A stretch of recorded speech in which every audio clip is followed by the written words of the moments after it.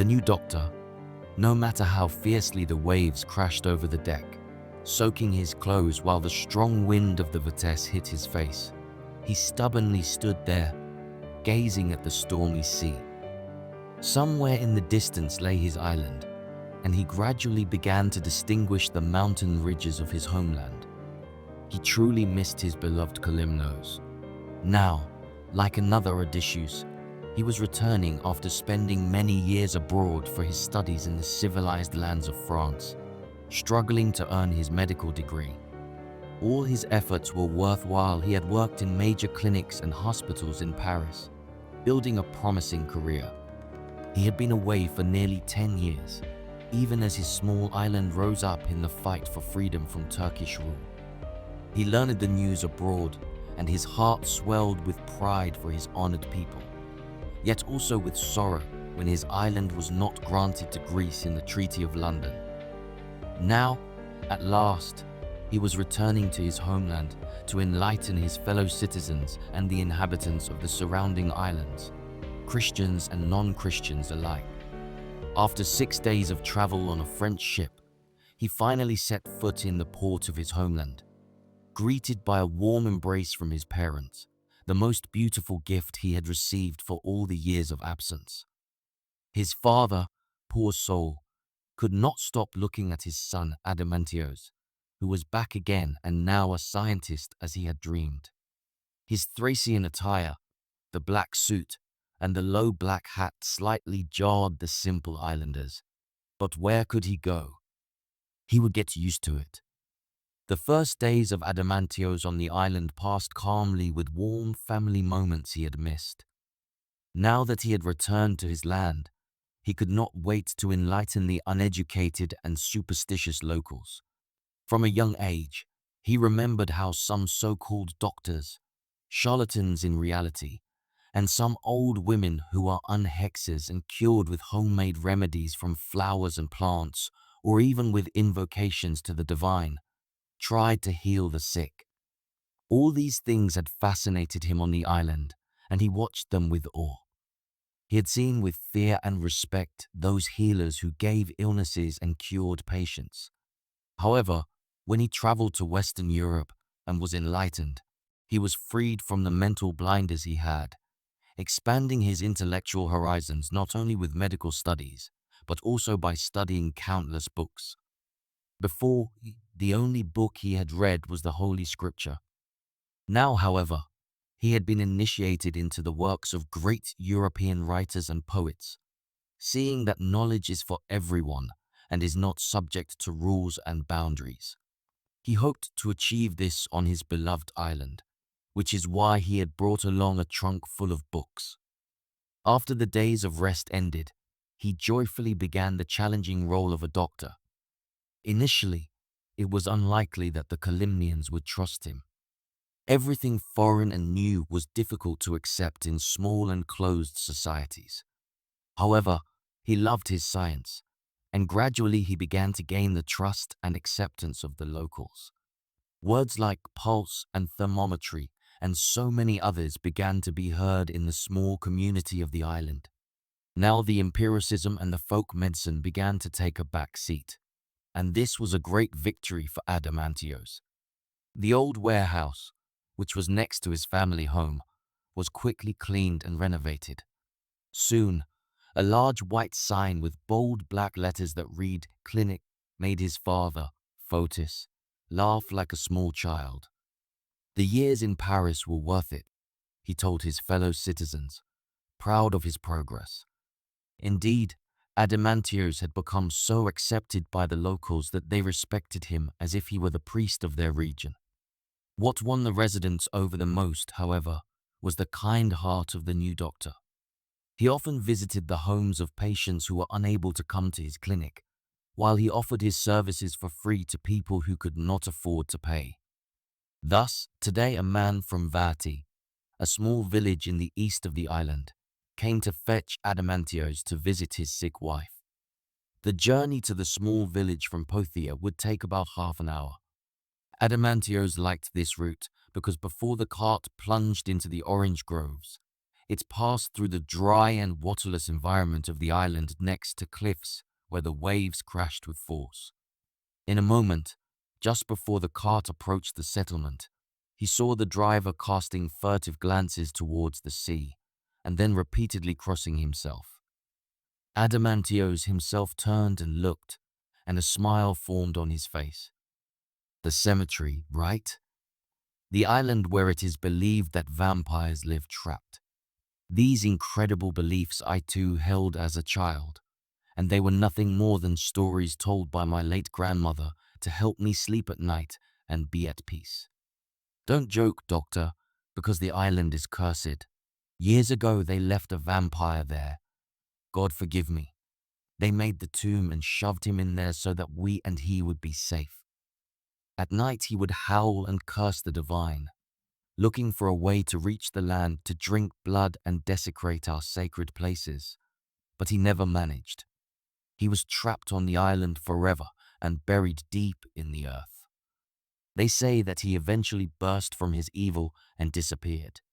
You were unborn then, but I remember it was no use convincing him since superstitions and prejudices had trapped the man's thinking. Since then, nearly a month has passed with visits to patients, examinations, diagnoses, and goals and seductions. The new scientist, tired, returned home and sometimes fell asleep even with his work clothes on. There were not a few times when his mother found him sleeping in the armchair of his room, wearing only one of his shoes. But today was dedicated to this, a Sunday holiday, and he wanted to take advantage of it. He loved long walks in the countryside, and he had missed his walks in the forest of Vuliagmini, his way of resting and gaining new strength. He got up early just as the bright disk of the sun began its eternal journey. He took with him only a small bag with water and 2 large pieces of cabbage pie that his mother had made. My son, make sure you come back by midday, don't forget. The weather will turn and we'll have a big storm, his father said, pointing to a distant cloud on the horizon. With a brisk pace, Adamantios hit the road and left his house behind. Now he began to walk by the sea, his lungs greedily inhaling the sea air with its distinct smell. After half an hour, he climbed down the rough and steep rocks for a bit and sat playing with the seawater. He took off his shoes and let his feet cool for a while. Although it was November on the island, the weather was good, and some days felt like summer. If he didn't have to return so early, he would surely have taken a dip. But then, as if the weather read his thoughts, the clear sky began to cover with black clouds. A strong and continuous roar was heard high up in the now pitch-black clouds, and immediately a lightning bolt split the sky for a moment before disappearing into the depths of the sea. Now the calmness of the water was gone. Angry waves began to furiously crash onto the rocks of the shore, as if they wanted to drive the young man away. Finally, after much effort, Adamantios managed to find the path, with only the loss of his small bag. Now he had to quicken his pace to avoid facing the strong storm. He hadn't gone far when a strong storm broke out. He thought to start running to reach home, wet but safe in the warmth of his home. However, the storm was so strong that his vision was limited to just a few centimeters in front of his eyes. He realized it was impossible to reach his home at that moment. Blindly, he tried to find a tree to shelter from the storm. At that point, as it was dry with stones and few bushes, he lifted his jacket, trying to make a makeshift umbrella to start walking again. But even that failed. His shirt, his jacket, and his very body had become soaked from the rain that continued to fall relentlessly. He already began to feel chills, and this revealed the strong rattling of his teeth. As a doctor, he knew he was flirting dangerously with pneumonia. He needed to find a place to shelter for a while from the intensity of the dangerous weather phenomenon, to dry his body and warm up. He started looking for a crack in the large rocks that would protect him from the storm. Luckily, He spotted a small opening and headed towards it. To his surprise, he found that it was the entrance to a cave. He bent his body and entered the cave to take shelter. His eyes plunged into absolute darkness. He was terrified for a moment. He had been afraid of the dark since he was a child, which is why he always slept with a small candle lit. However, now there was no such luxury with the storm raging outside. This dark hole was the only safe place, at least he wanted to believe. He didn't go deeper into the enigmatic cave blindly. How would he proceed after all? He sat in a corner and quickly undressed. He had a strong shiver from the moisture he had been carrying on him. He grabbed the soil in his fists and began to rub it on his frozen body. With this strange movement, he created friction and began to feel warmth in his body. Gradually, the shiver began to subside and his temperature began to rise. He wrung out his wet clothes and waited for the storm to subside so he could return. Now his eyes had gotten used to the darkness. It wasn't so scary after all, he monologued. He could distinguish the rocks of the cave, the silhouettes of the stalactites, and many pairs of eyes watching him. He was terrified for a moment. At that moment, all the stories of ghosts and phantoms he had heard from his childhood came to mind, as well as the words of the superstitious coach driver about Vati. However, all those thoughts were just a dark cloud, a shadow. Quickly, logic, knowledge, and science prevailed in his mind. Similar scenes and images from scientific books and from anatomy lessons at the university came to mind. The element of the cave was nothing else but a swarm of harmless bats nesting in the ceiling. He laughed at his mistake and began to put on his clothes. Outside, the rain continued to fall, but the intensity had decreased. It was the right moment to leave and head towards his village.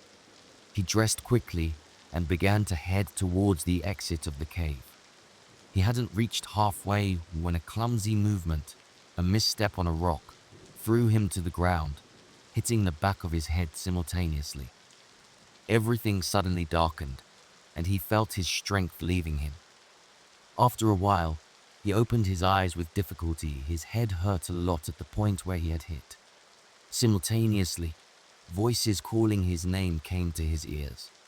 My God, how many hours was I unconscious? He wondered just as he saw that it had started to get dark outside. He got up with slow movements, holding his head and leaning his right hand on the damp walls of the cave. He came outside, staggering, took a few steps, and leaned his body against the bulge of a rock. He was still dizzy from the hit and felt very weak. With whatever courage he had left inside him, he took a deep breath and began to shout loudly, "Here I am, Father, here I am." With his blurred vision, he saw the silhouettes of people approaching him. Then he felt his strength leaving him. He collapsed on the wet ground, submerged in darkness and in a deep, dreamless sleep. After several hours with effort, he began to open his eyelids. He struggled a lot at first and felt as if he had a huge weight on his head.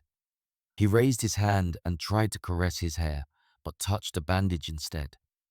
He was puzzled at first and then began to remember. He sat up in his bed, and all the scenes of his little adventure passed through his thoughts. Fortunately, though, he was fine.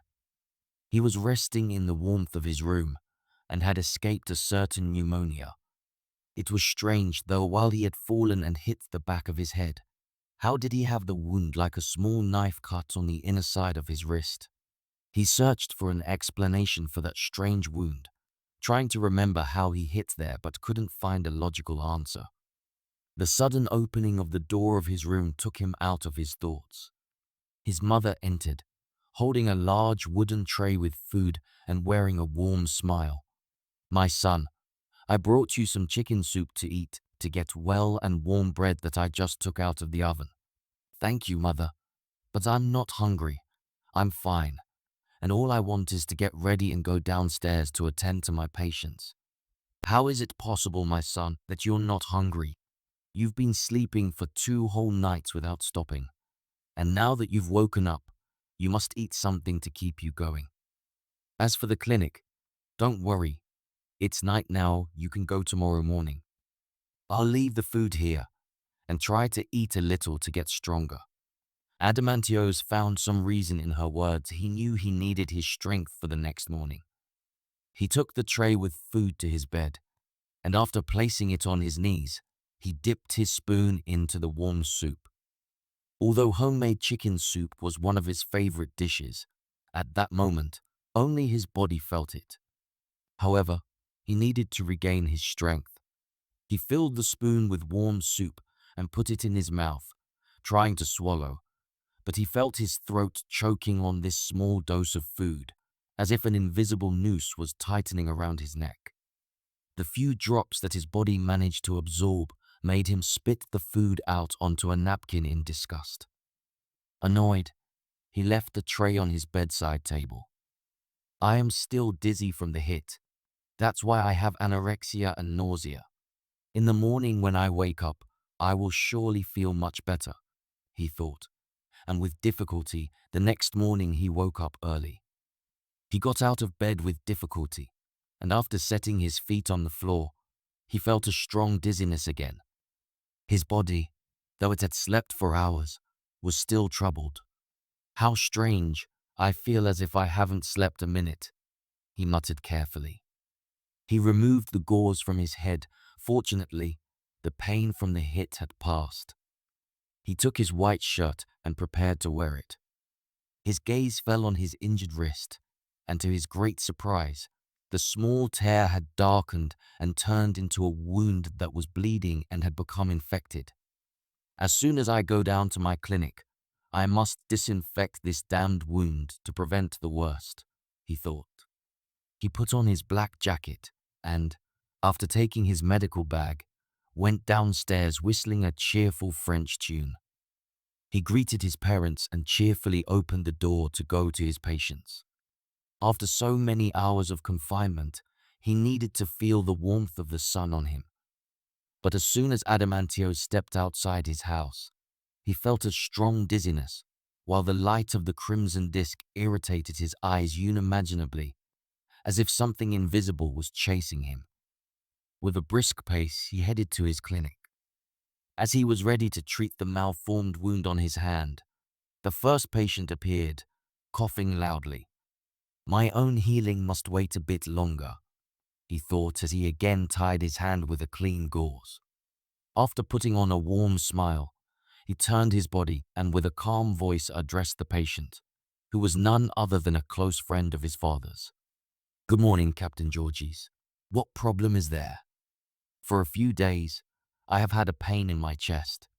I am a sailor, and every day I battle the weather and the waves. Maybe I just caught a cold. I came to have you examine me because sometimes the pain is very intense. There's no reason to worry, responded Adamantios. I am here to take care of you, Captain. Please, take off your shirt so I can examine you. The captain removed his coat and, after leaving it on a chair, stood in front of him. It was the first time an official doctor examined him, and he felt a bit anxious. Don't worry, Captain. Since you are a very good friend of my father's, I will take very good care of you, replied Adamantios, smiling. It was as if a great weight had lifted from the salty, beaten man. Without a second word, he timidly began to take off his shirt.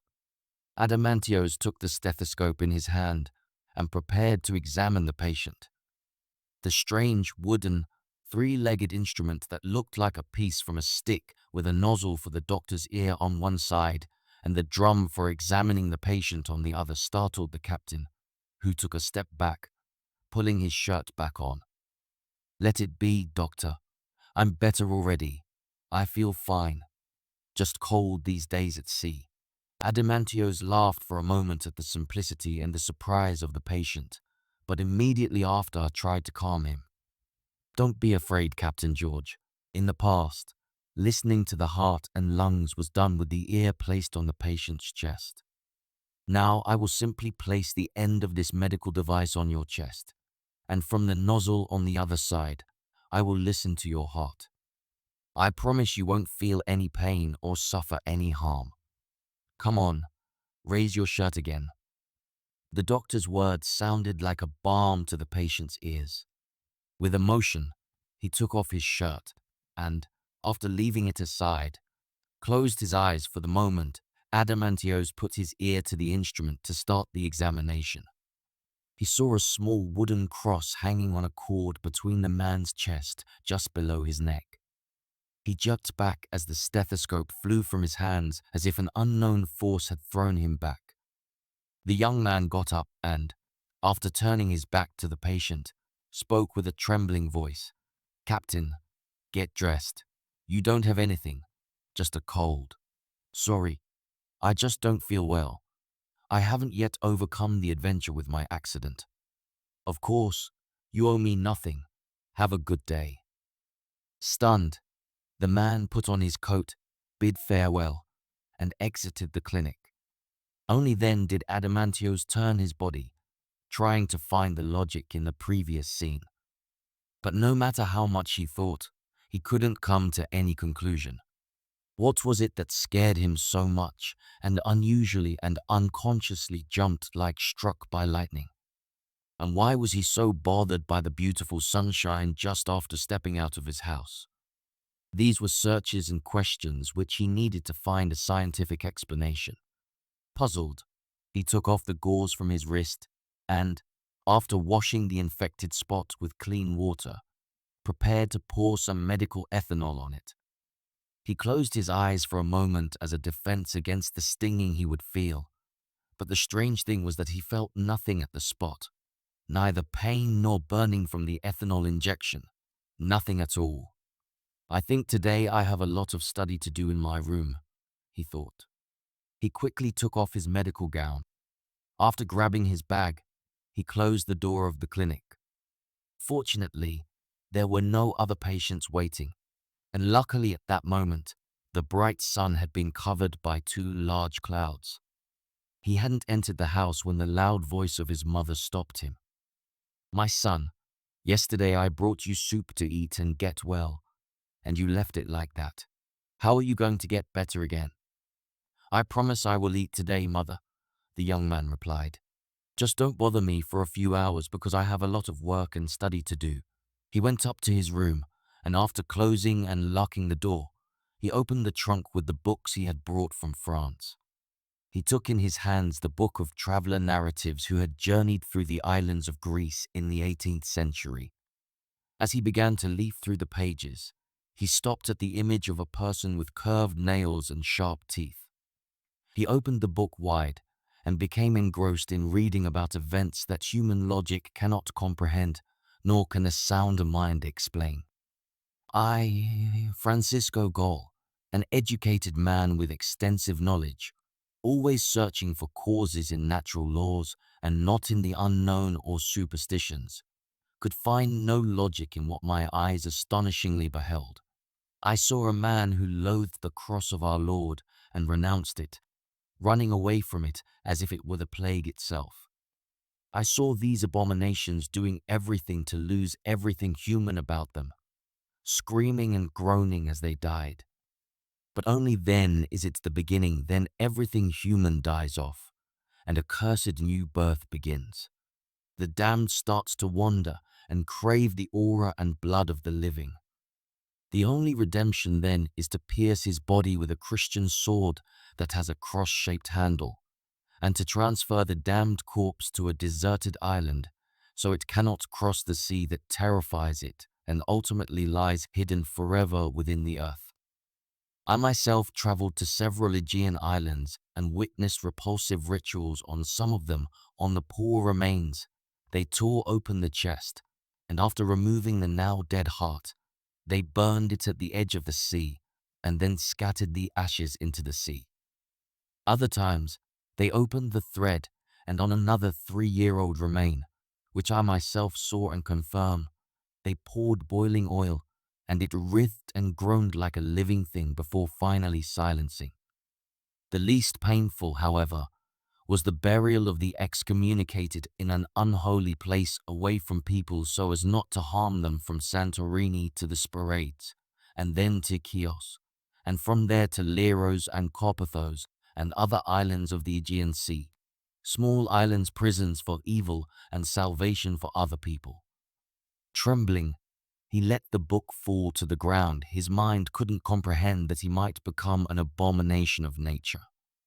He needed to find some proof, some medical theory to cling to so as not to go mad. He referred to his medical books and found rare diseases like the vampire syndrome, that is, extreme sensitivity to sunlight resulting in burns and even scars. However, the answers of science did not cover the anxieties and questions of Adamantios at that moment. One solution existed only, which would reveal his truth that even his science could not explain. He went to the large wardrobe in his room, and after pushing one side without looking, he opened the first drawer without hesitation. He put his hand inside, held it there for a few moments with the expression of pain painted on his face, and quickly pulled his hand out on his palm, as if it were a strong burn. A cross was imprinted. It was nothing other than the imprint of the baptismal gift from his godfather, a small silver cross that he kept in the drawer. Now everything was clear. He knew he had only a few hours left before he would lose everything human about him. All those years of study had taught him about so many diseases and so many treatments, but these were for the salvation of life. There was no study in his books for the salvation of his soul. All his studies were powerless in front of the evil that began to take hold of him. Gradually, he began to feel his body changing. "Now I have brought you food, my son. Come open. It's warm. Only with food will you be as before." He heard the familiar voice of his mother, but he gave no response, and his mother knocked on the door again more forcefully, with the love and concern that every mother has for her child. "Leave me, mother. Go away, you and father too, for I have no salvation for your sake. I lock the door only to prevent you from being harmed. I do not want to harm you because I have always loved you." With trembling hands, she left the food tray on the floor, and after pressing her forehead against the door of his room, she burst into tears. At the same moment, the father of the young scientist ascended the wooden stairs to the room. Now both were imploring their son to open the door. However, they received no answer despite their many pleas and supplications. Adamantios broke his silence and slid the key of the room under the gap between the floor and the door. "Mother, go and call our priest.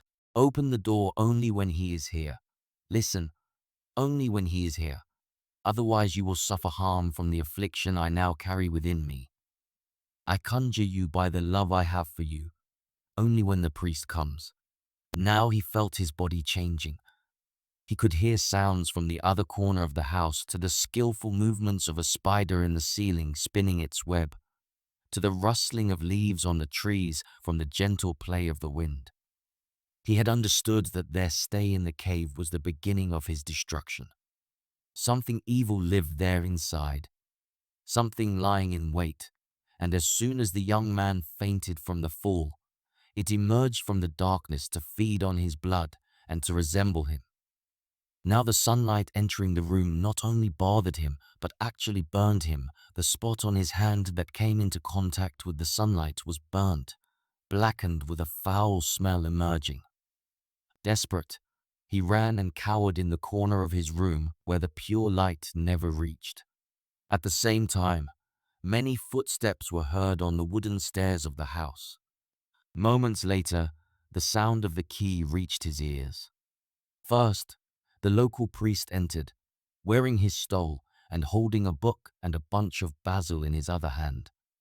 His parents, with the anxiety painted on their simple faces, remained waiting at the open door. You could see the terror that had penetrated their lives, how there was still hope to find something to rely on. The priest saw the human bundle huddled in the corner of the room. The reflection of the golden cross he wore on his chest blinded Adamantios, who, terrified, hid his face with his elbow. Get out of here, you tragic priest, you and your sanctities. Disappear. His body was delivered to convulsions, while incomprehensible sounds came from his mouth. A few minutes later, the tormented body remained completely still, only a snore was heard from his half-open mouth. Adamantios died. My son, my life is gone, screamed the mother, unable to believe the scenes unfolding before her eyes. The priest with slow steps approached the now dying young man. With a trembling hand, he touched the lip of Adamantios and gently lifted it to look, and showed, trembling, to new sharp teeth that had begun to emerge on the young man's upper gums. Help me lay him on the bed. The only thing left now is to fight for his wretched soul. Woman, close the windows and then call 2 or 3 strong men to come here. Without raising any objection to the priest's orders, the distressed mother closed the shutters and windows of the room. Then, running down the stairs, she went to bring the much-needed help. Now, Father, I want you to be strong. Make your heart stone again for the salvation of his eternal soul. His body is lost, but let's not lose his entrance to paradise too. Hold his feet firm and tight, and for whatever it takes, I conjure you in all the saints, do not let him roam free. Remember that our actions depend on the salvation of his tormented soul. The priest, expressionless, crossed himself 3 times, then grasped the edge of the stole he was wearing, placed his head on the sacred fabric, whispering strange words and prayers. Then he gently took the holy vestment and placed it on the forehead of the dying young man. At that moment, the eyes of Adamantios opened wide, and his pupils dilated as if he was experiencing unspeakable pain at that moment. Take it away from here. That old cloth is burning me. It burns me. And the forehead, Father. Why do you let him do this to me? Do you not pity your son? He was pushing away the father and saying, Let me come into your arms to cower as when I was little. Drive the priest away. Let him go to the devil. For a moment, the unfortunate father, seeing his son tormented, thought to let go of his feet and to pull away the stole that had been tormenting him, as if he read his thoughts. The priest paused the prayers for a moment, turned his white head and responded to the father, Whatever you hear from him, these are not the words of your son, but the words of the devil and the evil that is struggling to dominate him. Hold on a little longer. Hold on a little longer. At the same time, the cursing stopped coming out of the young man's mouth. His eyelids began to close until they shut again. A faint snore was heard, and his breathing became quite difficult. It's time for him to leave this world. Now there is only one move I have to make, and the poor soul of his will be saved forever. The unhappy man tightened his grip on his son's legs, while tears now streamed down his weathered face. Simultaneously, the priest put his hand in the pocket of his robe and took out a small wax cross. He held it between his 2 fingers and made a motion to put it in the mouth of the dying young man, who was bleeding profusely so as not to leave the evil inside him and turn him into a vampire. But the moment the sacred wood touched the dying lips, they seemed to take their last strength and bit the small crooked cross, and before the priest could push it into the oral cavity, they spat it out violently onto the floor. At the same time, a smile with an expression of malice formed on the face of the now dead Adamantios. The battle for the salvation of the young man's soul had been lost. The priest, with trembling hands now, bent his face into his palms and sobbed. At the same time, Adamantios' mother arrived with 2 men, but it was already too late. Quickly make a coffin for this corpse. Order it fast, Father, before it gets dark. And you, Fotis, go to the pier and prepare your boat, because if the corpse stays here, it will do great evil tonight. After an hour, the men arrived carrying a roughly made coffin. They lifted the body of the unfortunate Adamantios and then placed it inside the box. At the same time, the priest tied with 2 strong ropes the hands and ankles of the dead. Then with the basil, he sprinkled all over the corpse and placed a small icon in the lifeless hands of the doctor. They did not allow the unfortunate parents to kiss the unjustly lost son. Only a touch on the cheek or the hair was their final goodbye. Then they closed the box with a wooden lid and nailed it strongly and firmly on all sides with 13 large nails that had been sprinkled with holy water from the Epiphany. Then strong men took the coffin on their shoulders, and after descending the stairs, they came out of the grief-stricken house. Almost all the villagers were there, Turks and Greeks with mourning and lowered heads. Adamantios had won their love and respect, but alas, he would not enjoy it again. The macabre procession descended to the harbor, where they put the coffin in the boat of Uncle Fotis, and after opening the sails, it started for its last journey. After a short time, they had reached the barren land of a small island. It was the very island that the unfortunate doctor had mocked and ridiculed about a month earlier. Now his corpse was destined to become the only resident. With quick movements, the men lowered the coffin and began to dig the dry soil. As soon as they opened a relatively deep pit, they placed the coffin of the young man inside quickly. The beginning was made with the priest reading the words of farewell, while also looking at the disk of the sun going quickly towards the west. Now quickly throw him into the soil, and dig quickly so that the darkness doesn't catch us here. The reed nails will not hold the corpse for long. It will be his first day as a vampire, and he will thirst for blood if he catches us in this damned place. The men started to dig now faster. The cursed pit that was now the sole residence of the corpse was quickly covered. They then struck the soil with their spades to pack it well, and then they placed a makeshift wooden cross over the cursed grave. When the macabre activity was over, the priest emptied a bottle of holy water on the dry soil, saying only one phrase as this holy water was poured, and will remain in this cursed place forever. So you to stay here for the eons of eons, together with the evil that accompanies you here, to remain the miasma trapped, and not to follow any of us with our return. The macabre escort then got back into the boat, and now as the sun was setting quickly in the west, they left behind the island of the damned. The next day, the priest with a few men found themselves at the spot where they had discovered the fainting doctor. They began to search the area to find the cave that had infected the young Adamantios, but to their great surprise, they only found a few cracks in the rocks, barely large enough for a human hand. Perhaps that day hell had opened its gates for a moment to scatter the evil. The priest responded and crossed himself. After a while, many sailors claimed they saw the figure of a man walking on the small piece of land and playing havoc on the curse whenever he saw passing ships. He indeed ran towards them, but as he reached the edge of the sea, he would stop and scream horribly. No one dared to approach the cursed island with his boat. Only a few brave sponge divers now near the coast of the mortuary on their masts. However, they hung large white crosses, thus exorcising the evil so that it would stay there forever away from them and their crews.